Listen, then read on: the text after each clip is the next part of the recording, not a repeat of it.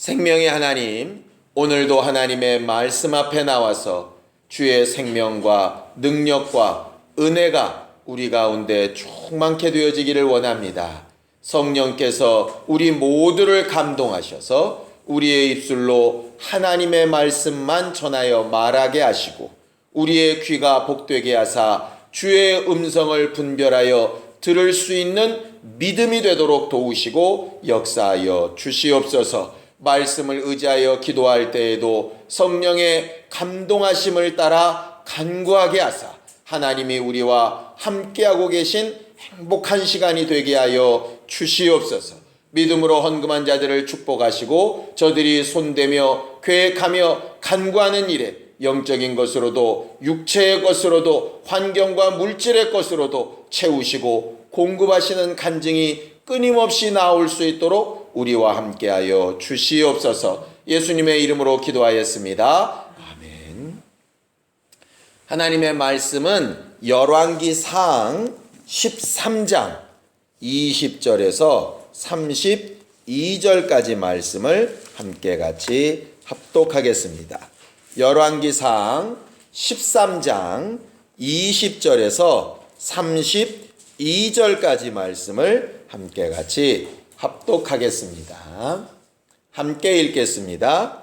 시작. 저희가 상 앞에 앉았을 때에 여호와의 말씀이 그 사람을 데려온 선지자에게 임하니 저가 유다에서부터 온 하나님의 사람을 향하여 외쳐 가로되 여호와의 말씀에 내가 여호와의 말씀을 어기며 내 하나님 여호와가 내게 명한 명령을 지키지 아니하고 돌아와서 여호와가 너더러 떡도 먹지 말고 물도 마시지 말라 한 곳에서 떡을 먹고 물을 마셨으니 내 시체가 내 열조의 묘실에 들어가지 못하리라 하셨느니라 하니라. 자기가 데리고 온 선지자가 떡을 먹고 물을 마신 후에 그를 위하여 나귀의 안장을 지우니라. 이에 그 사람이 가더니 사자가 길에서 저를 만나 죽임에 그 시체가 길에 버림받으니 나귀는 그 곁에 섰고 사자도 그 시체 곁에 섰더라. 지나가는 사람들이 길에 버린 시체와 그 시체 곁에 선 사자를 보고 그 늙은 선지자가 사는 성읍에 와서 말한지라. 그 사람을 길에서 데리고 돌아간 선지자가 듣고 말하되 이는 여호와의 말씀을 어긴 하나님의 사람이로다.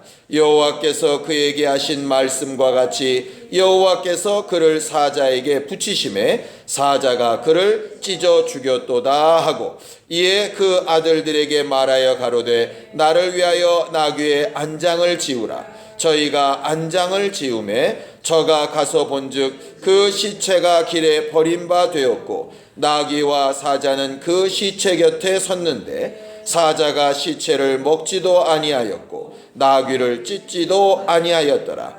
늙은 선지자가 하나님의 사람의 시체를 떠들어 나귀에 실어 가지고 돌아와 자기 성읍으로 들어가서 슬피 울며 장사하되 곧 그 시체를 자기의 묘실에 두고 그를 위하여 슬피 울며 가로되 오라 나의 형제여 하니라. 그 사람을 장사한 후에 저가 그 아들들에게 말하여 가로되 내가 죽거든 하나님의 사람을 장사한 묘실에 나를 장사하되 내 뼈를 그의 뼈 곁에 두라. 그가 여호와의 말씀으로 베델에 있는 단을 향하고 또 사마리아 성읍들에 있는 모든 산당을 향하여 외쳐 말한 것이 반드시 이룰 것임이니라. 아멘. 우리 하나님은 말씀으로 역사하시는 하나님이십니다.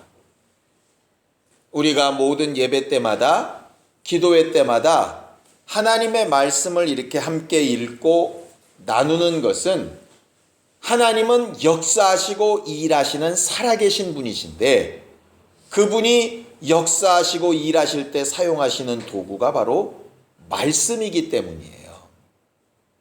우리가 잘 아는 바대로 하나님이 천지 만물을 창조하실 때에도 말씀을 사용하시지요. 그래서 창세기에 하나님께서 빛이 있으라 하시고 물이 한 곳으로 모이라 하시고 수목을 내라 하시고 이렇게 말씀하시는 바대로 그대로 되니라 이렇게 하셔서 하나님의 창조가 말씀 가운데 된 것을 성경은 말하고 있습니다. 또 우리가 그렇게 사모하고 사모하는 구원, 우리의 구원도 하나님의 말씀으로 되어 있다라고 성경은 그렇게 말을 해요. 베드로전서에는 너희가 거듭난 것이 썩어질 씨로 된 것이 아니라 썩지 아니할 씨로 된 것이다. 그 썩지 아니할 씨가 과연 뭐냐? 바로 하나님의 말씀이다. 살았고 운동력 있는 신령한 그 말씀이 너희를 구원한 씨다. 이렇게 말씀하셔서 우리의 구원도 하나님이 말씀으로 하시는 것에 대하여 가르치시고 있어요. 우리가 잘 아는 것처럼 시편 107편 20절에는 우리가 어려움을 당하고 아픔이 있고 힘들 때 누가 도대체 나를 돕고 구원해 줄까? 성경은 저가 말씀을 보내어 저를 고치시며 위경에서 건지신다 하셔서 우리에게 등불처럼 또 생명줄처럼 말씀을 보내셔서 그 말씀을 붙들고 살아나게 하시는 분이 바로 하나님이시라고 성경은 그렇게 말을 합니다. 구원하시고 고치시고 살리시는 일을 말씀으로 하시는 그분이 요한복음 12장에는 나를 받아들이지 아니하고 내 말을 받아들이지 않은 자들을 심판할 까가 있는데 바로 그 심판이 무엇을 통해서 이루어지느냐? 내가 너희에게 이른 그 말이 너희를 심판할 것이다. 이렇게 말씀하셔서 마지막 날 심판도 결국 그 말씀으로 일하시는 것에 대하여 말하고 있습니다. 우리가 성경 자체를 하나님의 말씀 그렇게 부르는데요. 이 하나님의 말씀은 처음부터 끝까지 하나님께서 말씀으로 일하신 이야기들이 기록되어져 있습니다. 이전에 우리가 기도하러 왔는데 기도도 결국 뭐냐 하면 하나님의 말씀이 내 안에서 하나님의 말씀이 내 환경 가운데 하나님의 말씀이 내 소원 중에 이루어지기를 사모하는 것이 우리의 기도예요. 말씀이 이루어지기를 사모하는 것이 기도입니다. 그래서 성경에 무엇이든지 주의 뜻대로 구하면 저가 이루신다. 우리의 기도가 그렇다고 얘기하는데요. 결국 이방 사람들의 기도와 우리의 기도가 다른 점이 뭐냐면 이방 사람들은 말씀과 상관없이도 기도할 수 있어요. 왜? 그들의 기도는 그거예요. 자기의 소원이 이루어지는 게 기도라면 성경이 말하는 기도는 뭐냐 하면 창조하시는 그 말씀, 구원하시는 그 말씀, 치료하시고 건지시는 그 말씀, 심판하시는 그 말씀이 나와 내 환경과 내 소원 가운데서 이루어지는 것이 바로 그것이 기도라 이 말이죠. 기도 응답은 뭐냐 하면 내 소원이 이루어지는 것보다는 말씀이 이루어지는 것이 기도의 응답입니다. 그것이 이방 사람들과 우리 기도의 가장 주된 차이점이에요. 그래서 하나님의 말씀이 내 안에 이루어질 수 있도록 내 소원보다도 하나님의 말씀이 과연 뭐라고 하고 있는지를 잘 돌아보는 것, 그것이 기도에 성공하는 가장 키포인트입니다. 성경은 어쨌든 우리가 믿음으로 하나님의 말씀이 우리 안에 역사하시게 하라고 가르치는 거예요. 우리는 오늘 한 해 동안 정말 하나님의 말씀이 우리 안에서 역사하는 교회들이 되기를 예수님의 이름으로 축원합니다. 그럼 어떻게 하면 하나님의 말씀이 우리 안에서 역사할까? 아까 우리가 찬양했지 않습니까? 정말 하나님의 말씀 누구나 받을 수 있다고 이렇게 되어 있는데 그럼 그 말씀이 아무한테서나 막 역사하느냐? 성경은 조건을 말하고 있습니다. 자, 성경을 좀 보죠. 데살로니가 전서 2장 13절입니다. 데살로니가 전서 2장 13절입니다. 함께 읽습니다. 데살로니가 전서 2장 13절입니다. 함께 읽지요. 시작. 이러므로 우리가 하나님께 쉬지 않고 감사함은 너희가 우리에게 들은 바 하나님의 말씀을 받을 때에 사람의 말로 아니하고 하나님의 말씀으로 받음이니 진실로 그러하다. 이 말씀이 또한 너희 믿는 자 속에서 역사하느니라 이렇게 되어 있습니다. 거기 보면 하나님의 말씀은 어디서 역사하느냐고 되어 있냐면 믿는 자 속에서 역사한다 이렇게 되어 있죠. 그래서 우리가 정말 하나님의 말씀이 우리 안에서 역사하시게 하려면, 다른 말로 기도에 응답하시게 하려면 믿음 있는 곳에서, 믿음 속에서 이렇게 돼야 된다 이 말이죠. 근데 그 믿음을 뭐라고 하고 있느냐, 그 앞에 보면 하나님의 말씀을 받을 때에 사람의 말이 아니라 하나님의 말씀으로 받는 것이다 이렇게 되어 있어요. 믿음이 뭐냐? 하나님의 말씀을 하나님의 말씀으로 받는 겁니다. 그게 믿음이에요. 우리가 사람을 믿는다는 것도 그 사람의 말을 사실로 이렇게 믿을 때 믿음이 생성되죠. 그것처럼 우리가 믿는 자의 기도를 할 때 절대적으로 필요한 두 가지 조건이 뭐냐면, 들려진 말씀이 하나님의 말씀이어야 되고, 그 들려진 하나님의 말씀이 내게 하나님의 말씀으로 인정이 돼야 된다는 거예요. 예를 들며 이렇게 되면 안 된다는 겁니다. 하나님의 말씀이 들려졌는데 하나님의 말씀으로 안 들려지는 거죠. 내가 인정이 안 되는 거예요. 그러면 믿음 속에서 응답이 되는, 그렇게 역사하는 말씀이 안 되는 거죠. 반대도 마찬가지입니다. 하나님의 말씀으로 나는 받았는데 본래 들려진 말씀이 하나님의 말씀이 아니라면, 그러면 그것도 응답이 안 되는 거예요. 그러니 우리가 기도하며 간구할 때 꼭 기억해야 될 두 가지는 뭐냐면, 내가 의지하고 받고 있는 그 말씀이 진짜 하나님의 말씀이냐, 이거 분명히 확인해 봐야 되고, 그리고 내가 하나님의 말씀을 받았다면 나는 그 말씀이 하나님의 말씀으로 인정되고 있나, 이거 분명히 생각해 봐야 한다는 것이죠. 왜 이 말씀을 이렇게 드리냐면, 오늘 성경 본문에 나온 사건이 이 데살로니가전서 2장의 말씀과 너무 제대로 매치가 되는 말씀이기 때문에 그렇습니다. 우리가 실제로는 11절부터 다 읽었어야 그 내용을 다 알 수 있는데 너무 길어서 제가 20절부터 읽었습니다. 무슨 내용이냐면 이런 내용입니다. 지난번 금요기도회를 할 때 혹시 들으셨는지 기억나길지 모르겠지만, 하나님께서 이스라엘을 북왕국과 남왕국으로 이렇게 나눠 놓으셨습니다. 북왕국에 간 여로보암이 처음에는 하나님의 뜻대로 잘하는 것 같다가 자기 나름대로 산당을 세우고 우상을 세우고 거기서 막 예배를 하기 시작합니다. 하나님이 보실 때 그가 옳지 않았기 때문에, 그래서 북왕국 이스라엘에도 많은 선지자들이 있는데 선지자들조차도 타락을 해서 하나님의 음성과 마음을 제대로 듣질 못하니까 남왕국에 있는 유다의 선지자, 젊은 선지자 하나를 선택해서 올라가서 북왕국 이스라엘의 왕에게 경고를 하라고 말을 하십니다. 그래서 너희들이 세운 단과 산당들이 다 허물어지고 너희들의 선지자와 제사장들의 뼈가 그 위에서 저주를 받듯이 다 태워질 것이라고, 그렇게 저주하는 이야기를 하게 하셨어요. 이 젊은 선지자가 하나님의 말씀대로 위험을 무릅쓰고 적국에 들어가서 적국의 왕 앞에서 담대하게 얘기합니다. 그 선지자를 잡으라고 손을 내밀었던 왕의 손이 굳어지고 그 손을 치료하기 위해서 그 선지자가 기도해주고, 이런 사건들을 우리가 지난번에 봤어요. 그 다음 얘기입니다. 왕이 자기 병이 낫고 이 선지자가 보통 사람이 아니라는 걸 아니까 그때로부터 이제 회유하려고 들죠. 그래서 나하고 같이 가서 좀 나와 먹고 마시면서 좀 심각하게 얘기를 좀 해보자.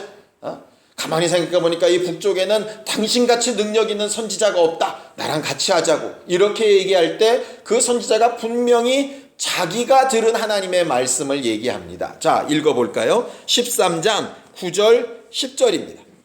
13장 9절 10절입니다. 함께 읽습니다. 시작. 이는 곧 여호와의 말씀이 내게 명하여 이르시기를 떡도 먹지 말며 물도 마시지 말고 왔던 길로 도로 가지도 말라 하셨음이니이다 하고, 이에 다른 길로 가고 자기가 베델에 오던 길로 쫓아 돌아가지 아니하니라 그랬어요. 이 젊은 선지자는 왕에게 가서 어떤 경고를 하라 하신 말씀만 들은 게 아니라 가는 여정 가운데 떡도 먹지 말고 물도 마시지 말고 길도 중복하지 말고 아주 세세한 응답을 받았어요. 그래서 그 말대로 하나씩 하나씩 합니다. 얼마나 힘들었을까요? 먼 길을 걸어서 올라오는데 금식하며 두렵고 떨리는 마음으로 왕 앞에 서서 담대하게 전하고 돌아가는 길에도 물 한 모금 못 먹고 가는 선지자가 얼마나 힘들고 지쳤을까를 한번 생각해 보자 이 말이죠. 그럼에도 불구하고 자신이 받은 하나님의 말씀이 있기 때문에 그 말씀대로 가는 겁니다. 옆에서 보는 사람들은 이런저런 얘기를 했을지도 모르겠어요. 뭐 꼭 저렇게까지 해야 돼. 아니 가가지고 할 말을 다 전하고 그 단위막 무너지는 이적도 보고 이미 다 끝났잖아. 그러면 돌아갈 때는 좀 이렇게 좀 융통성이 좀 사람이 있어야지. 이럴 만도 한데 그는 아주 곧대로 하나님이 말씀하신 말대로 가기 시작합니다. 문제는 뭐냐면 그 모든 사건을 북왕국 이스라엘에 있는 한 늙은 선지자가 듣게 되었어요. 늙은 선지자의 입장에서 생각을 해봅시다. 자기도 선지자입니다. 과거에 주의 음성을 들었던 적이 있었습니다. 나름 신령하게 뭔가 행하고 역사했던 그런 과거의 경험이 있어요. 그런데 보면 그런 말씀이 자기에게 임하지 않은 거 보면 이미 하나님의 음성도 그쳤고 자기는 그런 능력을 지금 행해보지 못하고 나이가 들어가고 있는 사람이라 이 말이죠. 그런 가운데서 그 젊은 선지자가 간다 그러니까 부러움일 수도 있고 아니면 교제해 볼 수도 있고 자기를 위하여 좀 복을 빌어달라고 하고 싶은 생각도 있을 수도 있고 어떤 이유에서든지 자식들을 통해서 빨리 나귀의 안장을 지으라 그래서 그 사람을 막 쫓아갑니다. 쫓아가서 정말 우리 집에 가서 좀 쉬었다 가라고. 복 있는 사람이 우리 집에 좀 들어오면 우리 집에도 복이 될 테니 좀 와달라고. 그럴 때 선지자가 똑같이 얘기를 합니다. 하나님의 말씀에 절대로 들어가서 누구 집에도 머물지 말고 물도 떡도 먹지 말라 그래. 난 그러니 주의 말씀이 그랬기 때문에 할 수 없다고 이야기를 합니다. 그런데 거기다 대고 늙은 선지자가 이렇게 얘기를 하는 거예요. 자, 성경을 또 보세요. 자, 18절입니다. 18절 함께 읽습니다. 시작. 저가 그 사람에게 이르되 나도 그대와 같은 선지자라. 천사가 여호와의 말씀으로 내게 이르기를 그를 내 집으로 데리고 돌아가서 그에게 떡을 먹이고 물을 마시우라 하였느니라 하니 이는 그 사람을 속임이라 그랬어요. 늙은 선지자가 나도 선지자다. 나도 주의 음성 들어봤다. 그런데 천사가 내게 와서 너를 먹이고 마시우라고 하더라. 나도 명령 따라 하는 거다. 이렇게 말을 하는데 거짓말이었다는 거죠. 그게 이 사람을 해코지 하려고 잘못되게 하려고 그랬던 것 같진 않습니다. 나중에 그 사람이 그의 죽음을 보고 막 슬퍼하고 애곡하는 걸 보면 그랬던 것 같지는 않고요. 아마 두 가지 중에 하나였을 것 같아요. 어떻게 해서든지 간에 이를 통해서 자기 영감을 좀 회복하고 싶은 마음도 있었을 것 같고 또 어쩔 때 보면 본인 스스로도 마치 들은 것처럼 착각을 했을 수도 있겠다는 생각이 들기도 합니다. 예를 들어 자기 마음에 드는 생각이 마치 주님 주신 생각인 것처럼 생각이 들 때 우리 간혹 있잖아요. 어쨌든 이 늙은 선지자가 고의적이든 실수든 간에 그는 실제로 듣지도 못한 하나님이 말씀하시지도 않은 말씀을 자기가 선지자였었다는 그 직분을 대고 이야기를 하는 겁니다. 자, 그렇다면 이 젊은 선지자는 어떻게 써야 정상일까요? 가장 좋은 방법은 우리가 작년 내내 들었던 것처럼 하나님 앞에 물어보면 돼요. 하나님, 전에 내게는 이렇게 말씀하셨는데 지금 이 선지자는 이렇게 말합니다. 어떤 게 맞나요? 이렇게 물어봤으면 되는데 너무 배고프고 지쳐서 그랬는지 아니면 자기 생각에도 그럴듯해서 그랬는지는 모르겠지만 그게 하나님의 응답이겠거니 라고 이제 믿고 들어가서 그 다음 절에 보면 같이 먹고 마시고 쉬게 됩니다. 우리가 읽은 성경 보면은 바로 그 다음부터입니다. 그렇게 떡을 먹고 마셨을 그때에 그렇게 없었던 하나님의 말씀이 늙은 선지자에게 갑자기 임합니다. 그래서 떡을 먹고 마신 젊은 선지자에게 내가 네게 먹지도 말고 마시지도 말라고 분명히 얘기했는데 너 왜 그렇게 했냐고. 네가 내 말을 어겼기 때문에 내 시체가 내 열조의 무덤에 들어가지 못할 거라고. 일종의 저주를 이렇게 선포합니다. 그 상황을 머릿속으로 그려보면 늙은 선지자도 젊은 선지자도 엄청나게 황당했을 것 같아요. 먹고 마셨던 젊은 선지자는 하나님의 말씀인 줄 알고 왔는데 결과가 아니었더라. 그러니 얼마나 황당했겠어요. 반대로 늙은 선지자는 자기 입으로 속여서 데려왔는데 하나님이 자기 입으로 저주를 선포하니 얼마나 민망하고 얼마나 미안하고 얼마나 죽을 것 같고 얼마나 죄책감이 들었겠어요. 자기 입을 막 주둥이를 막아버리고 싶지 않았겠습니까? 그럼에도 불구하고 하나님의 말씀은 터쳐나옵니다. 실제로 이 젊은 선지자가 가다가 사자에게 물려 죽습니다. 근데 그 사람을 물어 죽인 사자가 그 시체도 먹지 않고 그 옆에 있는 나귀도 해치지 않아요.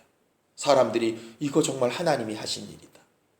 그 이야기를 듣고 그 늙은 선지자가 가서 이 젊은 선지자를 잘 장사해주고 애곡하고 내가 나중에 죽거든 내 뼈를 반드시 이 선지자 옆에 묻어주라. 그렇게 유언을 하고 그렇게 떠나고 결국 이 선지자도 죽습니다. 이게 이제 오늘 성경의 내용이에요. 성경을 읽으면서요, 너무 간단했던 결론에 도달했습니다. 첫 번째 결론은 뭐냐? 정말 하나님의 말씀인지 아닌지 확인해 보고 해야 되는 거구나. 우리 스스로 과거에 들었던 경험, 들어봤던 경험이 아니라 지금 내게 하시는 음성이 사실인지 분명히 내가 확인하고 다시 물어야 되는 거구나. 그거를 분명히 깨닫게 됐습니다. 분명히.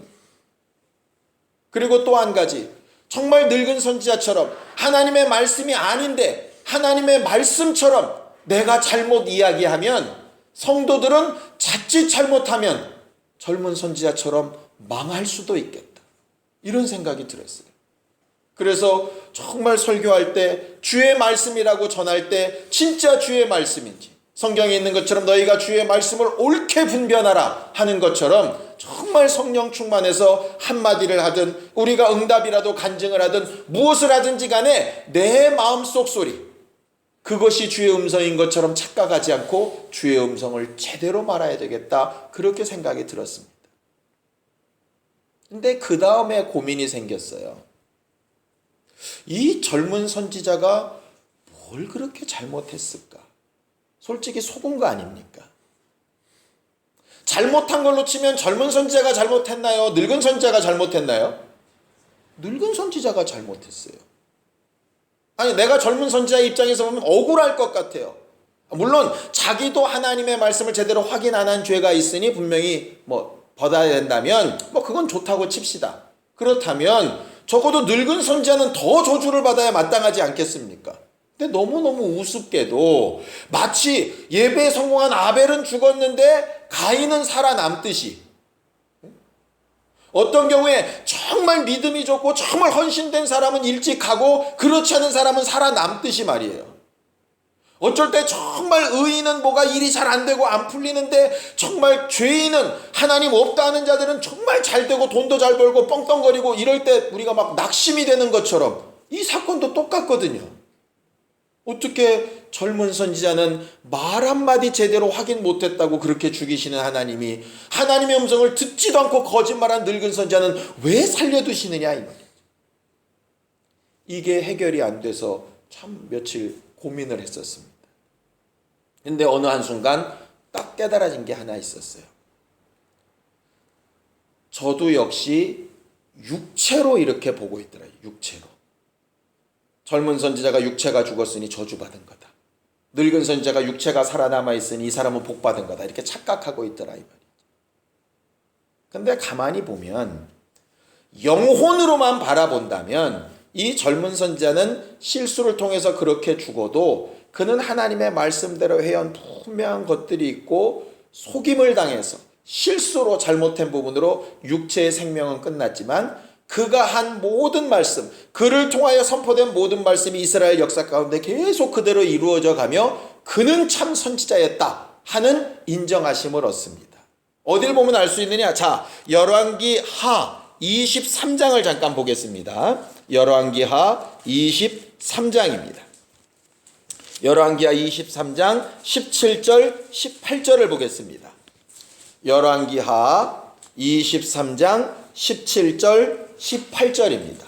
함께 읽습니다. 시작. 요시야가 이르되 내게 보이는 저것은 무슨 비석이냐? 성읍 사람들이 고하되 왕께서 베델의 단에 향하여 행하신 이 일을 전하러 유다에서 왔던 하나님의 사람의 묘실이니이다. 가로되 그대로 두고 그 뼈를 옮기지 말라 하매 무리가 그 뼈와 사마리아에서 온 선지자의 뼈는 그대로 두었더라 이랬어요. 무슨 얘기냐면 요시야 왕 때에 이 예언이 이루어졌는데요. 요시야가 정말 종교개혁을 하면서 산당과 모든 단들을 다 헐고 그 당시에 잘못됐던 선지자들의 무덤을 다 깨트려서 그 뼈들을 가져다가 이방 신전에 제단 위에서 다 불태워서 저주를 받게 합니다.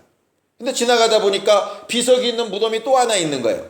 저건 누구 무덤이냐 물었더니 왕이 지금 하고 있는 그 일을 예언했던 그 선지자의 무덤이라고 얘기를 하는 거예요. 그러냐? 그럼 그 무덤은 그대로 둬라. 그랬더니 그 무덤에 있던 그 젊은 선지자의 뼈와 사마리아에서 온 선지자가 바로 이 늙은 선지자입니다. 그 늙은 선지자의 뼈까지 거기서 보존이 되는 거예요. 그게 무슨 얘기냐면 하나님께서 그 늙은 선지자도 보존하셨다는 얘기거든요. 다시 돌아가 봅니다. 늙은 선지자는 과거에 하나님의 말씀을 들어본 경험이 있지만 지금은 선지자 노릇을 제대로 못하는 타락한 사람입니다. 어느 정도 타락했냐? 하나님의 말씀을 듣지도 못하면서 들었다고 거짓말하는데 양심에 꺼리낌이 없을 만큼 타락한 사람입니다. 근데 그 사람이 죄 때문에 죽었다면 어떻게 됐을까? 그 영혼은 하나님 앞에 영원히 타락한 자로 남았을 거예요. 그런데 의로운 젊은 선지자의 죽음을 보고 그 죽음을 자기 입으로 말하는 것을 다시 들으면서 말 한마디 속아서 어긴 젊은 선지자도 저렇게 죽는데 본래 내 죄를 따지면 난 몇 번 죽어야 마땅할까? 그런데 살아있는 것 자체가 은혜라 생각하고 그의 일생이 다시 하나님의 사람으로 돌아오게 되는 거죠. 하나님께서 왜 젊은 선지자는 그냥 죽이시고 늙은 선지자는 살리셨을까? 죄만 보면 미워하시는 걸로만 보면 당연히 이 사람이 죽었으면 이 사람은 갈갈이 찢어 죽여져야 맞습니다. 그런데 살리시는 이는 단 한 가지 때문입니다. 관심이 영혼에 있기 때문이에요. 우리가 잘 아는 것처럼 하나님이 오래 참고 기다리시는 것은 모든 사람이 회개하기에 이르기 때문이라 그렇게 우리가 배우고 알고 있죠. 사람들은 자꾸 이렇게 생각합니다. 겉으로 잘 되면 복 받은 사람, 겉으로 안 되면 복 못 받은 사람. 하나님의 관심은 다릅니다. 영혼이 인정받은 사람, 복 받은 사람. 영혼이 아직 인정 안 된 사람, 복 받지 못한 사람입니다. 결국 우리의 기도의 제목과 방향도 어디를 향해서 먼저 가야 될지 분명해지지 않습니까? 하나님의 말씀이 진짜 하나님의 말씀인지 확인해 봐야 되겠고, 내 입에서 나오는 말이 내 말이 아니라 주의 말씀이 되도록 성령 충만해야 되겠는데 그 일의 결과가 어디로 가야 될까? 결국 하나님의 관심은 영혼에 있다라고 하는 거죠. 결국 이 늙은 선지자는 분명히 잘못도 하고 자기 때문에 한 젊은 선지자가 죽어나가는 모습도 봤습니다. 일평생 그게 자기 마음의 짐이었지 않겠습니까? 그런데 그 짐을 가지고 그는 어쨌든 자기 영혼을 하나님 앞에 기억시키는 사람이 되었다 하는 것이죠. 차라리 마음의 부담을 지고 마음에 정말 짐을 지고 자기 영혼을 보존하는 것이 낫지, 그런 것에서 자유하고 정말 평안하다고 영혼이 망각되는 것은 진짜 저주 아니겠느냐 이 말이죠. 우리가 육체나 환경이나 형편이나 마음과 생각에 어려움과 답답함이 있어서 내 영혼에 힘을 얻고자 죽게 나와 간구하며 애타하는 게 낫지, 모든 문제가 다 괜찮아서 기도할 것도 없이 내 영혼을 기억도 못하는 사람은 아니지 않느냐. 오늘 우리는 주의 말씀이 정말 주의 말씀인가를 잘 헤아려 보되 그 말씀이 결국 무엇을 위한 말씀이던가? 영혼을 위한 말씀입니다. 겉은 좀 덜 화려하고 겉은 내 마음대로 좀 풍성해지지 않더라도 내 영혼에 주신 것이 그의 말씀이에요. 그런데 그 말씀은 도외시하고 마치 내 육체에 보여지는 부분, 이 젊은 선지자의 정말 목마른 것, 배고픈 것, 그거 채우는 것을 주의 말씀인 것처럼 따라가면 주의 말씀이 아닌데도 말씀인 것처럼 착각하는 예가 있지 않겠습니까? 그런 것을 가르쳐 우리가 흔히 기복신앙이라고 부르는 거 아니겠어요?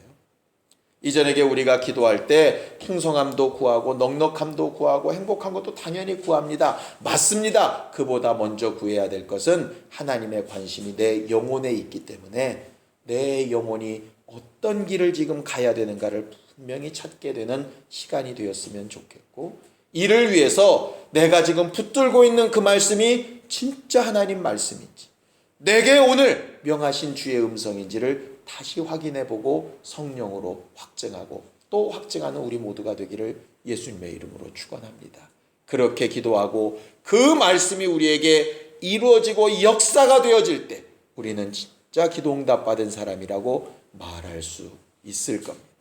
하나님께서 주시는 생명의 말씀으로 영혼의 힘을 얻고 심령의 담대함을 얻고 우리가 행하는 모든 일이 진짜 주의 말씀대로 되어져 가고 있는 것을 제대로 간증하며 말할 수 있는 신령한 우리 모두가 다 될 수 있도록 예수의 한번 부르고 간절히 같이 함께 기도하겠습니다. 하나님 아버지, 오늘 우리는 주의 말씀을 기억하고 들으며 그 하나님의 말씀이 참 하나님의 말씀인 것을 인정하고 우리 안에 역사하시기를 사모하였습니다. 우리의 기도의 응답으로 주의 말씀이 이루어져 가는 것을 보게 하여 주시옵시고 그 증거를 일평생 담대히 말하며 증거할 수 있는 우리 모두가 되게 하여 주시옵소서. 주의 말씀이 아닌 것을 주의 말씀으로 착각하지 않도록 성령으로 영감에 영감을 더하여 주시옵시고 주의 말씀이 들려올 때는 지체하지 아니하고 그 말씀에 내 자신을 의지하고 맡길 수 있는 담대함과 믿음이 있는 우리 모두가 되게 하여 주시옵소서. 이전에게 기도하며 간구한 모든 기도의 제목에 주의 말씀이 움직여 역사하시기를 원합니다. 하나님이 하신 일을 목도하여 보며 찬양하는 우리 모두가 될 수 있도록 복에 복을 더하여 주시옵소서. 하나님으로 일하시게 하는 거룩하고 신령한 우리 모두가 다 되도록 도우시고 역사하여 주시옵소서.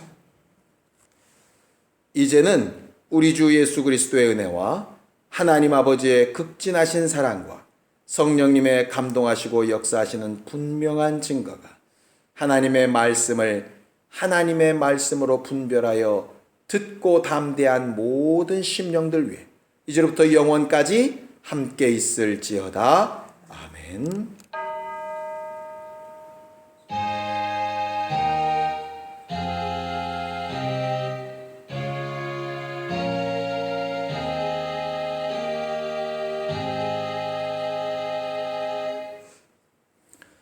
우리 기도 들으신 하나님 앞에 감사한 박수 끝내겠습니다. 수고하셨습니다. 감사합니다.